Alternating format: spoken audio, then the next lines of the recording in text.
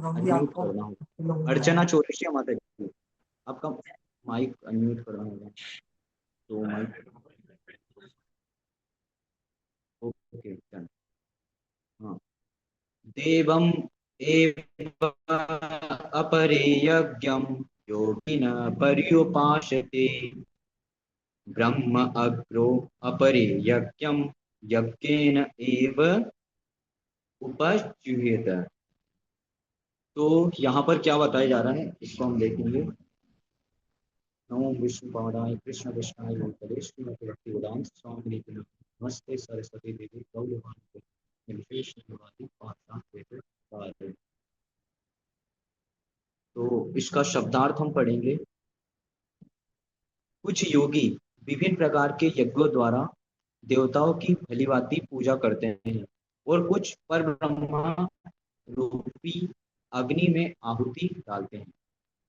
तो यहाँ पर हम समझने का प्रयास करेंगे पहले तो कि यज्ञ क्या होता है, योगी क्या होता है, देवता क्या होते हैं, और जो आहुति दी जा रही है वो क्या होती है, और आहुति किस लिए दी जा रही है ये भी हमको समझना होगा। क्योंकि अभी जो इस्कॉन का मूवमेंट चल रहा है, तो उसमें भी जैसे जय ध्वनि होती है आरती के समाप्त होने के बाद, उसके बाद हम बोलते हैं संकीर्तन यज्ञ की जय। तो अगर देखा जाए तो विभिन्न प्रकार के यज्ञ होते हैं, विभिन्न प्रकार के यज्ञ होते हैं, जिसमें अभी इस कलयुग में चल रहा है संकीर्तन यज्ञ, जो विशेषकर जो पतित जीव आत्माएं हैं उनके उद्धार के लिए सरल विधि है, जो किसने दी है हमको, चैतन्य महाप्रभु ने। क्योंकि वो महावदन्याय है। भगवान कृष्ण तो वो तो चाहेंगे सर्वधर्मान परित्यज्य माम एकम शरणम व्रज। भगवान कृष्ण की शरण में जाने के लिए तो बहुत कुछ करना होगा, बहुत कुछ। बट चेतन महाप्रभु नमो महावदन्याय, महावदन्याय है, तो उनकी शरण में जाने के लिए ओनली हमको, अगर हम ओनली चैंट हरे कृष्णा, गोपाल बोलते हैं chant Hare Krishna and BAP, अगर हम हरे कृष्ण महामंत्र का ही कंटिन्यूस जप करते रहेंगे तो उससे ही हमको सिद्धि प्राप्त होगी। जो लोग कुछ यज्ञ करते हैं उल्टे सीधे, मतलब क्या बताएं, कुछ लोग भौतिक चीजों को प्राप्त करने के लिए करते हैं, और एक होता है आध्यात्मिक। तो पहले होता था यज्ञ विष्णु को प्रसन्न करने के लिए। तो जो कोई भी कार्य, जो कुछ भी कार्य हम कर रहे हैं उसको क्या बोलते हैं, यज्ञ, और उसके पीछे एक परम लक्ष्य होना चाहिए। तो अभी जो हम संकीर्तन यज्ञ कर रहे हैं, तो यज्ञ कौन कर सकता है, एक योगी यज्ञ कर सकता है। योगी ही तो भगवान से संबंध बना पाएगा ना, कोई मामूली व्यक्ति नहीं बना सकता। क्योंकि एक श्लोक आता है कि मतलब दुर्लभम, एक व्यक्ति दुर्लभ होता है जो भगवान का भक्त होता है, हजारों व्यक्ति में से एक कोई दुर्लभ होता है जो लिबरेट तो होता है, बट वो उस रास्ते से भी फिर लौट जाता है। उसके बाद वह उनमें से एक व्यक्ति होता है जो भगवान को पूर्णतः प्राप्त करता है और उनकी सेवा में लगता है। वरना कुछ लोग आते हैं, इस्कॉन में भी आते हैं, संन्यास के स्तर पे भी आ जाते हैं, संन्यास ले भी लेते हैं, उसके बाद भी कुछ कारणों के, विशेष के कारण हो सकता है, मतलब वो पतित तो नहीं होंगे, वो मतलब उस लेवल से नीचे आ जाते हैं। मतलब जिस लेवल में होना चाहिए, जिस लेवल में उनको प्रचार करना होगा, प्रचार तो करते ही हैं वो, बट जो स्थिति है माया के कारण वो डगमगा जाती है थोड़ी। तो अगर हम सही कृष्णा कॉन्शियसनेस से इस संकीर्तन यज्ञ में लगे रहेंगे तो हम योगी हैं। और योगी व्यक्ति भगवान की सेवा में निरंतर लगा रहेगा। भगवान क्या बोलते हैं, सततम कीर्तयन्तो मां यततंच दृढ़व्रता नमस्तंच मां भक्त्या नित्य युक्ता उपासते। जो योगी है, जो भक्त है, वो भगवान का सतत कीर्तन करते पाँच रहे। साढ़े पाँच की बात छः पाँच सौ सतत कौन सा मिसाल। है, संकीर्तन यज्ञ वाला। तो अगर हम यहाँ पे देखेंगे तो यहाँ पे क्या बताया जा रहा है, प्रभुपाद, ये तात्पर्य प्रभुपाद द्वारा दिया जा रहा है। वस्तुतः यज्ञ का अर्थ है भगवान विष्णु को प्रसन्न करना, और विष्णु को यज्ञ भी कहते हैं। यज्ञ किसको कहते हैं, वो कौन सा श्लोक आता है, महेश्वर अहम, मुझे याद नहीं आ रहा। भोक्तारम यज्ञ तपसम सर्वलोक महेश्वरम, सभी यज्ञ को, जो भी कुछ भी जाता है इनपुट, वो भगवान को ही जाता है। तो भगवान को इसलिए हम यज्ञ भी कहते हैं। तो यज्ञ का मतलब क्या होगा, पहली बात तो ये देखेंगे कि जो भी कुछ भी कार्य हम कर रहे हैं किसी भी चीज के प्रति, जैसे अभी ये भगवत गीता का लेक्चर दिया जा रहा है, तो इसको देखा जाएगा तो ये भी एक यज्ञ ही है। क्यों? क्योंकि इसके पीछे एक विशेष लक्ष्य है।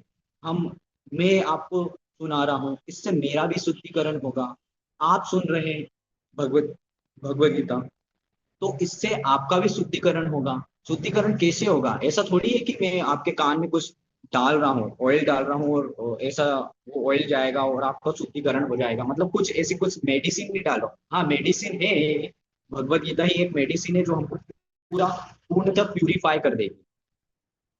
तो जब इस प्रोसेस में लगे रहेंगे तो ये प्रोसेस ही एक यज्ञ है। जैसे कई प्रकार के यज्ञ होते हैं। एक अश्वमेध यज्ञ होता था पहले, युधिष्ठिर महाराज के समय यज्ञ किया गया था। और कुछ यज्ञ होते हैं भौतिक इच्छाओं को पूरी करने के लिए, भौतिक वस्तुओं को प्राप्त करने के लिए। और कुछ यज्ञ होते हैं आध्यात्मिक आध्यात्मिक ज्ञान के लिए, दिव्य ज्ञान के लिए। तो यहाँ पे हम दिव्य ज्ञान की चर्चा कर रहे हैं। दिव्य ज्ञान क्या होगा? ये दिव्य ज्ञान हमको इन भौतिक जो कलमश है, जो तीन प्रकार के तप ताप है, इनसे निकालेगा। हमको एक समझ आएगी, एक मैच्योरिटी आएगी बुद्धि के लेवल पर, मन के लेवल पे हमारा शुद्धिकरण हो। और उस शुद्धिकरण के कारण फिर हम इन चीजों से विचलित नहीं होंगे। और जब विचलित नहीं होंगे तो 16 माला हमारी आराम से होगी। 16 माला आराम से हो रही है, उसके पीछे का कारण क्या है? हमने एक यज्ञ किया, संकीर्तन यज्ञ किया, भगवान के लिए कुछ डोनेशन कलेक्ट किए, भगवान के लिए कुछ दान दिया। तो ये जो दान दिया जा रहा है, जो दान दिया जा रहा है वो भी एक यज्ञ में आहुति है। जरूरी नहीं है, वो विशेष है कि एक हमने यज्ञ जलाया, उसमें आहुति डाल रहे हैं। आहुति में पहले गाय का शुद्ध घी आता था, अब तो गाय को लोग काट ही रहे हैं। तो मतलब कि गाय का हमको शुद्ध घी कैसे प्राप्त होगा पता नहीं है। अब कुछ अमूल का आता है, उस पर विश्वास भी नहीं कर सकते, क्योंकि इस समय चीटर्स लोग, तो सीधी सी बात है। प्रभुपाद के गुरु महाराज भक्ति सिद्धांत सरस्वती ठाकुर महाराज अपने लेक्चर्स में बोलते हैं, this world is not for gentleman. ये सज्जनों की दुनिया नहीं है, यहाँ पे मूर्ख लोग हैं, सीधी सी बात है। और प्रभुपाद भी बोलते हैं, this world is full of cheaters and cheated. कुछ लोग धोखा खाना चाहते हैं और कुछ धोखा देना चाहते हैं। तो अगर हम इस समय कोई यज्ञ करना चाहेंगे, मान लो यज्ञ करना चाहेंगे, तो उसके लिए मंत्र भी सही उच्चारण होना चाहिए। ऐसा नहीं कि कुछ बोला और उसका रिजल्ट कुछ निकल रहा है, ऐसा होता है। एक कहानी आती है, वो मुझे याद नहीं आ रही है। तो उसमें वो व्यक्ति करता मंत्र कुछ पढ़ता है, तो उसके रिजल्ट में वो विपरीत रिजल्ट आ जाता है। तो उसके लिए हमको ब्राह्मण चाहिए। ब्राह्मण ऐसे ब्राह्मण नहीं है जो सिंपली जनेऊ टांग लिया है, तिलक लगा लिया है, कंठी माला धारण कर ली है, मस्त घूम रहे हैं मंदिर में, इधर गए उधर गए, कथा कर रहे हैं, नारायण की कथा करवा रहे हैं, नारायण की कथा। और उस कथा के बाद ही या तो सिगरेट पी रहे हैं, या तो पान चबा रहे हैं, गुटखा खा रहे हैं, खैनी खा रहे हैं। अरे ये कोई कथा हुई?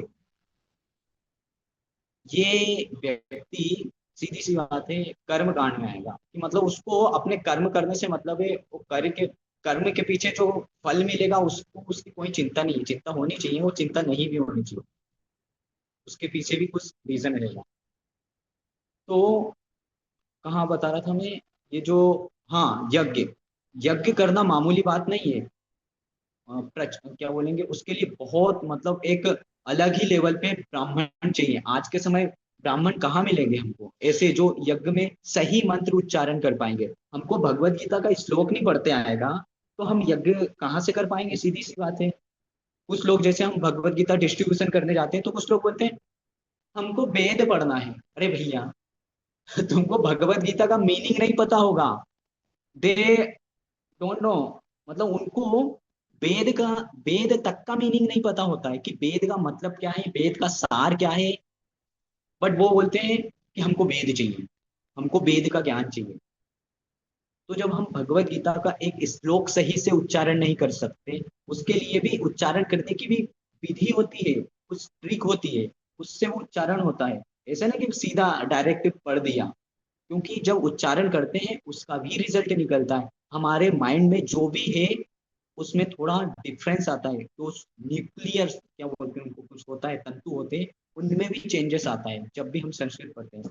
तो जब ये सामान्य सामान्य संस्कृत नहीं, जब भगवत गीता की संस्कृत नहीं पढ़ी जा सकती, तो ऐसे ब्राह्मण हम कहाँ से लाएंगे जो यज्ञ को पूर्ण कर पाएंगे। और यज्ञ पूर्ण करने के लिए बहुत सारे विधि विधान रहते हैं, और व्यक्ति सुबह उठ नहीं पा रहा तो वो ऐसे विधि विधान को क्या पालन कर पाएगा। उसको मंगल आरती में उठने के लिए दिक्कत जा रही है, वो 12 बजे रात को सो रहा है, और प्रभु जी मैं कैसे आ पाऊंगा, 12 बजे सो रहा हूँ। भैया मंगल आरती में आने वाला ये नहीं सोचेगा कब सो रहा हूँ कब जाग रहा हूँ। वो सीधा सा प्रभुपाद बोलते हैं, अगर जो भी व्यक्ति भक्ति में दृढ़ है, भक्ति में कृष्णा कॉन्शियसनेस है, वो मतलब उसको है कि नहीं मुझे कुछ करना है भक्ति में, वो ललायित है, तो वो मंगल आरती में उठ के आएगा चाहे कुछ भी हो। शीतोष्ण सुख दुखदा। तो ब्राह्मणों की आवश्यकता है यज्ञ के लिए, गाय के शुद्ध घी की आवश्यकता है। अभी तो शुद्ध घी पता नहीं कहाँ मिलेगा कहाँ नहीं, अगर किसी के घर भी लेने जाएंगे तो वो आलू मिक्स करके दे देगा। तो वो यज्ञ हमारे लिए अभी पॉसिबल नहीं है, हमको अभी ओनली संकीर्तन यज्ञ करना है। तो ये जो महाप्रभु का जो मूवमेंट है, हरे कृष्णा मूवमेंट, प्रभुपाद का जो मूवमेंट है, तो यह भी एक यज्ञ ही है। तो इस यज्ञ में हम कैसे भाग ले सकते हैं। जो भी प्रभुपाद के डिसाइपल्स हैं, जो महाप्रभु के अंतर्गत आ रहे हैं, जो भी कुछ सेवा आ रही है उसमें हम जो भी कुछ कार्य कर रहे हैं, अगर थोड़ा सा भी योगदान दे सकते हैं। एक्चुअली जब मैं इस्कॉन भोपाल में था, तो मुझे जो मेरे शिक्षा गुरु है उन्होंने आदेश दिया था, अगर कोई 1 रुपया भी देना डोनेशन के लिए तो उस 1 रुपए को भी लेकर आओ। सीधी सी बात है, क्योंकि वो 1 रुपया भी तो भगवान का है, 100 करोड़ रुपए भी भगवान के ही है, और 1 रुपया भी भगवान का है। अगर उस 1 रुपए को हमने भगवान की सेवा में लगाया, मान लो उस 1 रुपए से हमने मिर्च खरीद के लाए, और उस मिर्च को हमने सब्जी में डाला, और वो सब्जी को हम भोग लगा रहे हैं, और अगर उस भोग लगाने से अगर भगवान प्रसन्न हो जाएंगे, तो उसका जो साइकिल में जो अल्टीमेट पैसा किसने दिया था 1 रुपया, उसको भी फल जाएगा, भगवान प्रसन्न होंगे। जैसे हम गुरु को प्रसन्न करना चाहते हैं तो गुरु से भगवान प्रसन्न होंगे, और वही गुरु और भगवान की कृपा हम पर मिलेगी। तो ये महाप्रभु का जो संकीर्तन यज्ञ है उसमें हमको भाग लेना है पूर्णतः। और कैसे भी जितना, अगर किसी के पास पैसा नहीं है तो भैया आपका मन क्या है, कर्म मन, तन मन धन, तन मन धन आता है। मन से आप चिंतन तो कर सकते हो कम से कम तन। अगर धन नहीं है आपके पास, अगर आपके पास धन नहीं है तो तन को तो लगा सकते हो, आओ यहाँ पर सेवा कीजिए। अगर देखा जाए तो ब्रह्मचारी व्यक्ति जो रहता है वो पूरे दिन भर, इस्कॉन भोपाल में मैं देखा हूँ, दिन भर सेवा में लगा रहता है। यहाँ तक कि जब जन्माष्टमी प्रोग्राम होता था तो हम 3 बजे रात को, 3 बजे रात तक सेवा चलती रहती थी, क्योंकि जन्माष्टमी में 50,000 70,000 ऐसे लोग आते थे। तो रात में 3 बजे तक सेवा चल रही है, और उसके बाद 4 बजे तक सो रहे हैं, और उसके बाद फिर सुबह 4 बजे उठे, और 4:30 तक तैयार हुए, मंगल आरती उठ के आए। या तो कुछ भक्त होते थे वो सोते ही नहीं थे, सो के भी क्या करेंगे, क्योंकि भगवान की सेवा में जो लगना है। एक दिन की बात है तो कम से कम एक दिन तो दे सकते हैं भगवान को। तो तन की बात आई तो ये शरीर भी तो हमको भगवान ने दिया है ना। इस शरीर को हम प्रयास करें कि कैसे भी कैसे करके भगवान की सेवा में लगाए, क्योंकि ये पंच तत्व से मिलकर बना है। और मन बुद्धि अहंकार भी है। भगवान बोलते हैं ना, भूमिर अपल अनल वायु खम मनो बुद्धिर एव च अहंकार इत्यम में भिन्ना प्रकृति अष्टधा। जो 8 प्रकार की शक्तियां हैं एलिमेंट से, बुद्धि, वो भी मेरी ही शक्तियां हैं। तो क्यों ना हम इन शक्तियों को भगवान की सेवा में लगाएं। क्योंकि इस शक्ति में, मेरे अंदर भी जो शक्ति है, जो मैं भगवान का दास हूँ, या तो प्रभुपाद डायरेक्ट बोलते हैं, या तो हम माया की सेवा में लगोगे या कृष्ण की सेवा में। So we should think, we should choose what should be done. मतलब हमको क्या करना चाहिए भगवान की सेवा में। भगवान की सेवा में जो यज्ञ है, ऐसा नहीं है ये भगवत गीता का लेक्चर दिया जा रहा है और जो सुना जा रहा है वो भी एक यज्ञ का ही पार्ट है।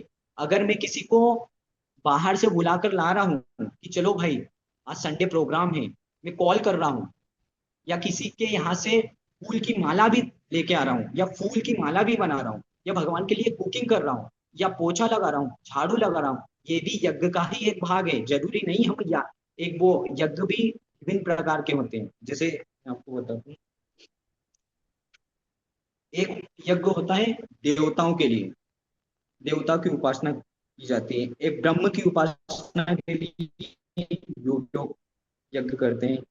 एक मन पर नियंत्रण प्राप्त करने के लिए भी यज्ञ होता है, मेडिटेशन। उसके बाद इंद्रिय भोगों के लिए भी यज्ञ होता है। और उसके बाद आत्म संयम स्वयं में एक यज्ञ है।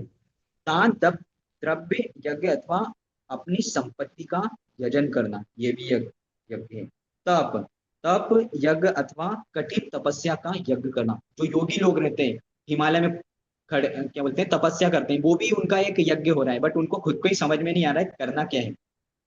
वो ओनली परमात्मा पर ध्यान लगाए रहे रखते हैं। जैसे आज हेमंत प्रभु बता रहे थे आज के लेक्चर में, निराकार। तो निराकार क्या है भैया, तो ठीक है उनका रास्ता होगा, बट अगर हमको भक्ति सीधी सी मिल रही है, भक्ति में जो प्रोसेस है, अगर हम उस प्रोसेस को फॉलो करेंगे, विधि विधानों को फॉलो करेंगे, तो जो कष्टप्रद समस्या है, जो हम हिमालय पे कोपीन में व्यक्ति बैठा रहता है और ध्यान करता है, उस ध्यान से अच्छा है यहाँ पे भैया आओ, संडे प्रोग्राम है, मंगल आरती है, सुबह से मंगल आरती में आकर भगवान के लिए नाचे गाए, उसके बाद भागवतम का लेक्चर हुआ, प्रसाद हुआ, तो ये अच्छा है ना। वहां पे बैठे हैं अकेले में, उससे क्या होगा? कुछ नहीं, बैठे हैं, हो सकता है भगवान की कभी कृपा होगी। तो वो जो रास्ता है बहुत कष्टप्रद है, बट जो ये भक्ति योग का जो यज्ञ है, जिसमें हम अभी नियोजित हो रहे हैं, किसी न किसी प्रकार से थोड़ा, एक माला करके, दो माला करके, चार माला, तो जो आहुति दे रहे हैं वो बहुत अच्छा है उस वहां पे हिमालय में बैठने से। तो योगी लोग भी यज्ञ करते हैं। उसके बाद वेद अध्ययन का स्वाध्याय, ज्ञान प्राप्ति के लिए भी यज्ञ किया जाता है। वेद अध्ययन कर लिए, मुझे एक मैं नाम तो नहीं बोलूंगा, तो एक बार मुझे, कैसा है? अरे हरी हरे बोल। कृष्णा। बढ़िया खेले रहे हैं क्लास फिर अरे तो मैं पानी हरे कृष्णा, ये किसी का माइक, ध्यान से क्या आना माता जी का किसी का शायद। माता जी को पकड़ पाओगे हाँ मैं पकड़ के हरे कृष्णा, ये माइक म्यूट हो गया है क्या? हाँ, मैं कहाँ पे था? ओके, हो गया प्रभु शायद।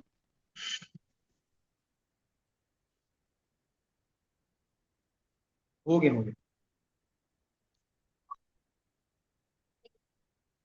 हाँ।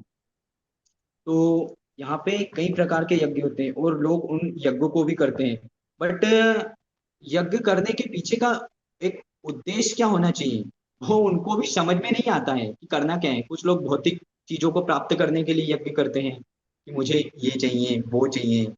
और जैसे आज के समय भी कभी मुझे सुनने में मिलता है कि भैया यज्ञ करवाना है, क्योंकि यज्ञ कहाँ से कैसे क्या होगा।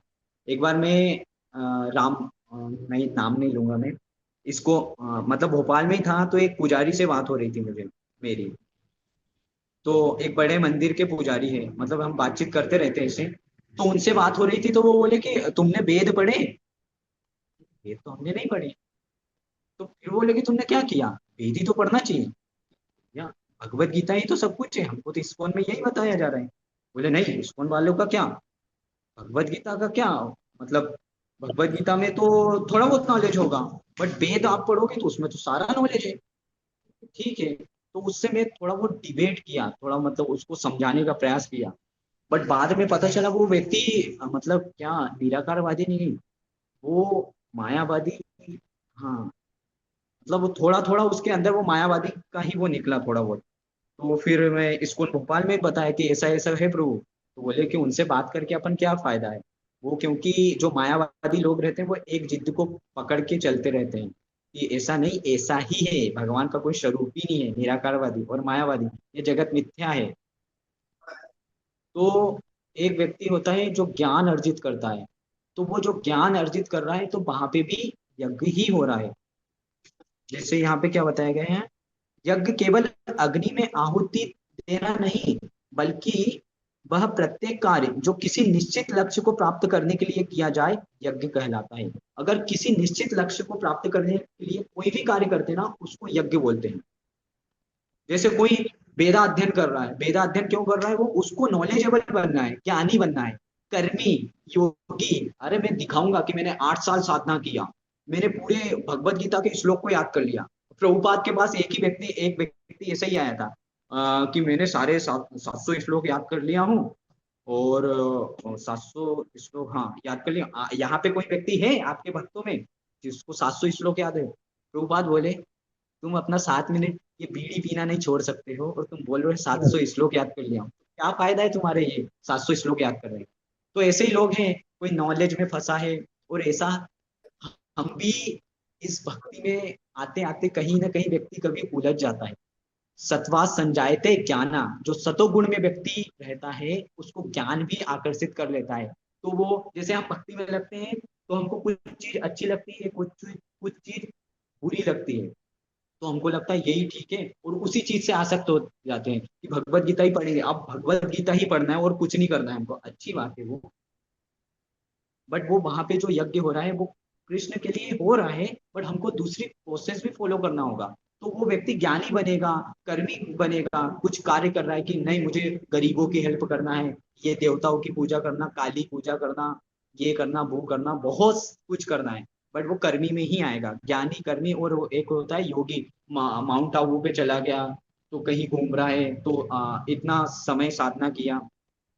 तो मैंने एक भक्त के मुंह से सुना था कि अगर कोई व्यक्ति इस्कॉन में आकर या किसी भी भगवान के मंदिर में जाकर एक घंटी बजा रहा है, तो वो व्यक्ति उस व्यक्ति से ज्यादा गुना अच्छा है जो एक पैर पर हिमालय पर जाकर वो ध्यान मेडिटेशन कर रहा है। क्योंकि ये व्यक्ति यहाँ पे साक्षात आकर कुछ ना कुछ श्रवण करके यहाँ पे आके घंटी बजा रहा है, भगवान से प्रार्थना कर रहा है, कुछ ना कुछ मांगेगा। कुछ भी मांगना भी एक भजन में आए, वो कुछ ना कुछ करके वो भक्तों का संग प्राप्त करेगा। तो ज्ञानी, योगी और क्या कर्मी, प्रभुपाद इनको बोलते हैं first class, second class, third class rascal. But अगर यही कर्म, ज्ञान और योग को अगर हम कृष्णा कॉन्शियसनेस में फॉलो करते हैं, कृष्ण भावना भावित होने के लिए, तो we are not now rascal. हाँ, फिर हम रास्कल नहीं रहेंगे, भगवान की शेल्टर को प्राप्त करेंगे। वो ये जो ज्ञान यज्ञ है, कर्म यज्ञ है, और जो ध्यान योग का जो यज्ञ है, वो कृष्ण भावना भावित होने में हमको लगाएगा, और इससे ही हम दिव्य ज्ञान की प्राप्ति होगी, हमको दिव्य ज्ञान की प्राप्ति होगी। तो और यहाँ पे क्या बताया जा रहा है? क्योंकि ज्ञान, जो यज्ञ का अल्टीमेट उद्देश्य क्या है? भगवान विष्णु को प्रसन्न करना। हम इस्कॉन में भी क्यों आ रहे हैं? अगर सोचा जाए, व्यक्ति इस्कॉन क्यों आ रहा है? नाचने ही आ रहा है क्या? नाचने गाने ठीक है, वो भी ठीक है, और क्या बोलते हैं, आरती हो रही है, बट अल्टीमेट अगर वो उद्देश्य, अल्टीमेट जो सेंस है उसको नहीं पकड़ पा रहा है, तो वो भक्ति से उसको ऐसा लगता है ये भक्ति मेरे कुछ ना कुछ बाधक बन रही है किसी न किसी कार्य में। अगर वो अल्टीमेट ये नहीं जान पाएगा कि मैं इसको इसलिए जा रहा हूँ क्योंकि मुझे भगवान कृष्ण को प्रसन्न करना है, भगवान की सेवा में नियोजित होना है, कैसे भी कैसे करके मुझे ये रियलाइजेशन होना चाहिए कि मैं भगवान का दास हूँ। अगर उसको ये रियलाइजेशन नहीं होगा तो वो भक्ति में यूं आया, ऐसे आया और यूं चला भी जाएगा। क्यों? क्योंकि वो तो यहाँ पे आया था एंजॉय करने, वो आया था प्रसाद लेने। ठीक, प्रसाद लेना अच्छी बात है, ऐसा नहीं है, प्रसाद लेने आया तो वो प्रसाद लेने आएगा, और उसके बाद अगर उसके माइंड में यही रहेगा प्रसाद ही लेना है, ठीक है, अच्छा है, वो भी कीर्तन में नाचना ही है, वो भी अच्छा है। बट अगर उसके जीवन भर वही है वो चलता रहेगा तो वो आगे नहीं बढ़ पाएगा। जो इसलिए आए इसको ये किसका आवाज आ रहा है? इसलिए अगर हम भी है कहीं भी लगे हैं, ओ अगर मान लो इसको नहीं आ रहे, तो हमको एक उद्देश्य होना चाहिए कि हम इसको क्यों जा रहे हैं। अगर वो उद्देश्य ही हम उद्देश्य ही नहीं पता, तो हम यहाँ पर भी आके क्या सही चेतना में कार्य नहीं कर पाएंगे। हम माला भी घुमा रहे तो वो माला ही हमारे लिए बोझ बन जाएगी, वो माला यज्ञ नहीं रहेगा, वो कर्मकांड में परिवर्तित हो जाएगा, सीधी सी बात है। अल्टीमेटली उसका फल मिलेगा, बट एक श्लोक आता है, बहु जन्म यदि करे श्रवण आदि के, तबु तो न पाए कृष्ण प्रेम धन। कितने ही जन्मों तक हम श्रवण कीर्तन क्यों न करता रहे, माला फेरते रहो, तब भी आपको कृष्ण नहीं मिल पाएंगे। अगर आपकी चेतना ही नहीं कृष्णा कॉन्शियसनेस है, इस्कॉन आ रहे हैं, अगर हंसी मजाक करने ही आ रहे हैं, तो वो सारा जीवन ही हंसी मजाक में निकल जाएगा। और व्यक्ति at the end at the end 20 साल उसकी हो जाता है, इस्कॉन में भी कुछ लोग रहते हैं, तो वो हमारा माला में ही ध्यान नहीं लग रहा है।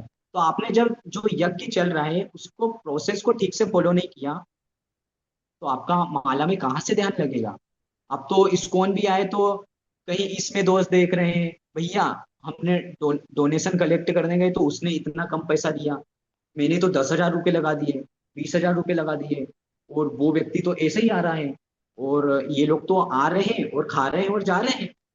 ये कॉन्सियसनेस से अगर हम कार्य करते रहेंगे तो ये कृष्णा कॉन्सियसनेस नहीं है, ये मटेरियल कॉन्सियसनेस है। We are seeing only what they are doing, कि यहाँ पे क्या चल रहा है क्या नहीं चल रहा, बस इसमें ही लगे रहेंगे। तो जो यज्ञ में अगर आहुति भी दे रहे हैं, यहाँ पे बताया जा रहा है, वो आहुति भी सही कॉन्शियसनेस के साथ होना चाहिए, तभी हमको दिव्य ज्ञान प्रकाशित होगा। और जब वो दिव्य ज्ञान प्रकाशित होगा तो भक्ति की प्रोसेस वो ऐसी तो होगी, डायरेक्ट हमारी ऐसे यूं होगी। और पूरा वरना डिस्टर्ब। रेंज नहीं मिल रही होगी, तुम्हारा माइक तो चालू नहीं है इधर। ओके, तो हमारे पास समय मतलब हो चुका है वैसे। तो अल्टीमेटली जो इसका मीनिंग क्या निकल के आए, तो श्लोक है कि कुछ लोग कर्म, परपट पढ़ लीजिए, परपट, ओके, परपट को पढ़ लेता, ओके। तो जैसा कि पहले तात्पर्य, जैसा कि पहले कहा जा चुका है, जो व्यक्ति कृष्ण भावना भावित होकर कर्म करने में लीन रहता है वह पूर्ण योगी है, किंतु ऐसे भी मनुष्य हैं जो देवताओं की पूजा करने के लिए यज्ञ करते हैं। इस तरह यज्ञ की अनेक कोटियां हैं, विभिन्न यज्ञकर्ताओं द्वारा संपन्न यज्ञ की ये कोटियां केवल ब्रह्म बाह्य वर्गीकरण है। तो हमको तो सीधी सी बातें ये जानना है कि सर्वोत्तम यज्ञ अभी हरे कृष्णा यज्ञ है, जो कृष्ण भावना भावित यज्ञ है, संकीर्तन यज्ञ है, इसमें पूर्णतः हमको नियोजित होना है। हमारे पास जितना कुछ है, 100 रुपए है, 10 रुपए, 1,000 रुपए, उसको भगवान की सेवा में नियोजित करना है। तो ये यज्ञ सर्वोच्च यज्ञ है। वरना देवताओं की सेवा में अगर कोई व्यक्ति लगता है तो वो भी देवलोक को जाएगा, पितरों की सेवा में लगता है तो पितृलोक को जाएगा, और भगवान की सेवा में नियोजित होगा तो भगवान के लिए यज्ञ करेगा तो वो भगवान के लोक को जाएगा। ठीक है, हरे कृष्णा। अब हम यहाँ पर विराम लेते हैं, क्लास का टाइम हो गया। ओके, अगर किसी को कुछ पूछना है तो पूछ सकते हैं। If you have any question please ask, otherwise we will end here. Hare Krishna. Hare Krishna. Hare Krishna, हाँ, कोई पूछना चाहते थे तो। Okay, so we will end here. So सभी भक्तों को धन्यवाद। निखिल प्रभु, एसके क्या है, सुनेरिया प्रभु, अर्चना माता जी, हितेशी माता जी, मनीषा माता जी, नम्रता माता जी, निखिल प्रभु जी, राघव प्रभु, शोभा माता जी, सौरभ प्रभु, स्वाति माता जी, विशाल प्रभु, आप सभी का बहुत बहुत धन्यवाद इस क्लास को अटेंड करने के लिए। हरे कृष्णा। श्रील प्रभुपाद की जय। श्रीमद् भगवद गीता रूप की जय। हरे कृष्णा प्रभु जी। हरे कृष्णा। चैट में प्रश्न, ओके, परपट पल्ली, न्यूरॉन्स, न्यूरॉन्स बोलते हैं उसको, हाँ। भक्ति कैसे करें, हु इज आस्किंग दिस, विशाल मालवी। तो विशाल मालवी हमारे पास है अभी क्लास नहीं, में? नहीं नहीं। नहीं है। विशाल मालवी है, दिख रहे हैं। हरे कृष्णा विशाल प्रभु। हरे कृष्णा विशाल प्रभु।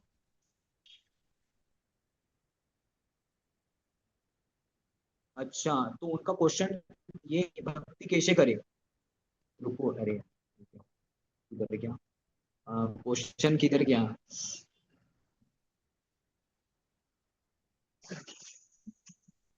हाँ, ये चैट में किधर गया, भक्ति कैसे करें।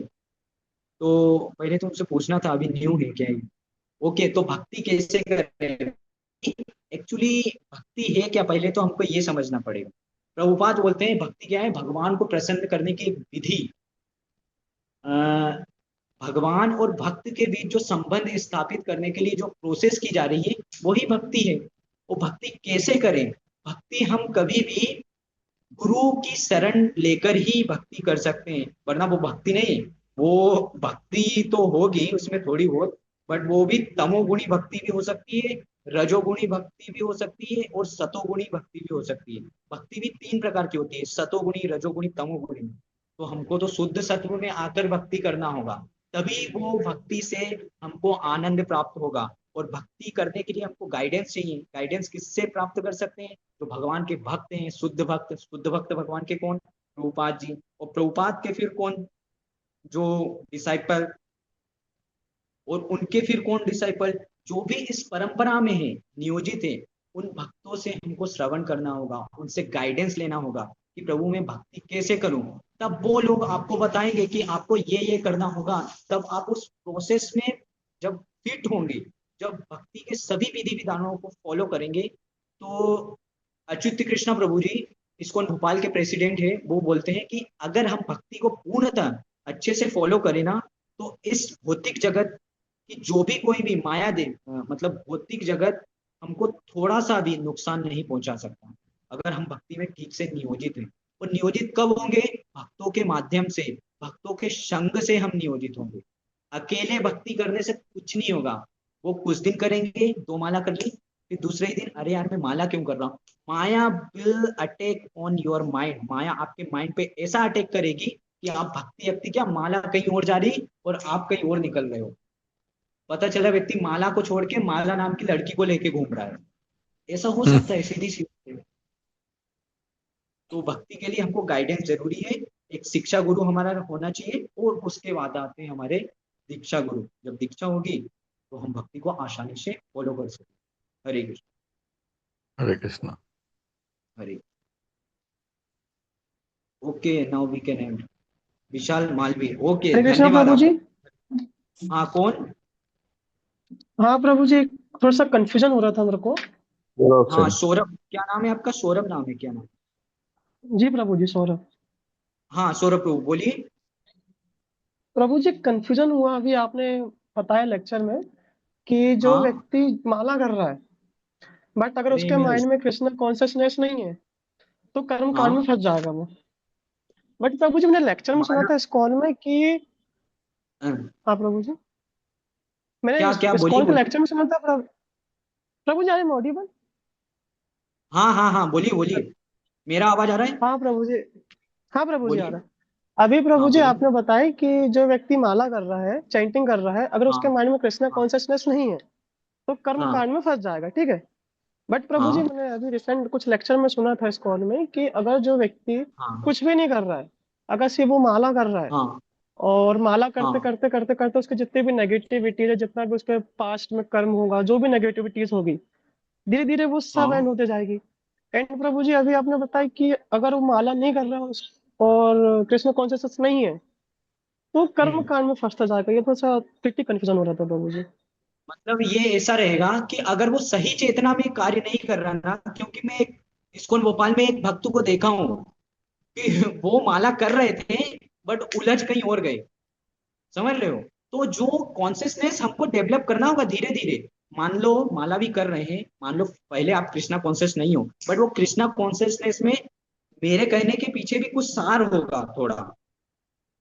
अगर आप कृष्णा कॉन्शियसनेस में 1 माला की, 2 माला की, आपने 4 दिन तक की, और मान लो आप उसके बावजूद भी कृष्णा कॉन्शियसनेस नहीं हो पा रहे, कृष्ण मतलब कि क्या बोलेंगे, हाँ, माला किस लिए कर रहे हो, क्यों कर रहे हो, यही नहीं पता है, तो उसके बावजूद लोग होते हैं जो माला छोड़ देते हैं। 16 माला से वो लोग 0 माला पर आ जाते हैं, और फिर वो कुछ ना कुछ करके वो किसी और का संग लेते हैं, मायावादी का संग लेते हैं कि नहीं आपको यहाँ पे इतना अच्छा मिलेगा। अरे भाई साहब, आपको खाने का मिलेगा, पीने को मिला, लहसुन प्याज यहाँ पे कोई वो नहीं है। आपको जो कुछ करना हो करो, हम आपको नाम देंगे। तो